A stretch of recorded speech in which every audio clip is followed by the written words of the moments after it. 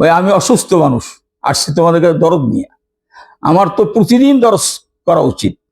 প্রতিদিন যে বিষয়গুলো আমি যতটুকু জানছি, এতটুকু যদি আমার যাদের শোনাবার সুযোগ আছে এদের যদি না শোনাই, কিয়ামতের ময়দান তো আমারও জবাবদিহি করতে হবে। জবাবদিহি করতে হবে না? কোথায় শুনো? কি এই বাজার খোলা, এই যে হাট বাজারে দিয়ে শুনো? বুঝবে?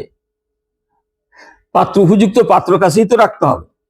তোমরাও যদি গেলে আমরা ঘুমাই হুজুর, আমি আমাকে জ্বালা পেতে, কি মূল্যায়ন করো, কথা বোঝো।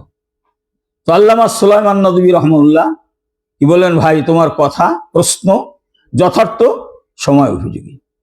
তবে আমি একটু ইন্তজার করতেছিলাম যে কোনো নস পাই কিনা।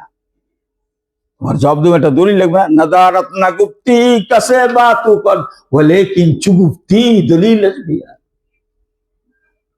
কোনো কথা বলো না, কোনো কাজ করো না, যদি বলো যদি করো আগে দলিল পেশ করো। আমি তোমাকে একটা বললাম, তুমি চলে গেলা, এর চেয়ে একটা দলিল পাই কিনা চিন্তা করতেছি। হ্যাঁ ভাই, দলিল পেয়ে গেছি। এখনো বলি, কি দলিল?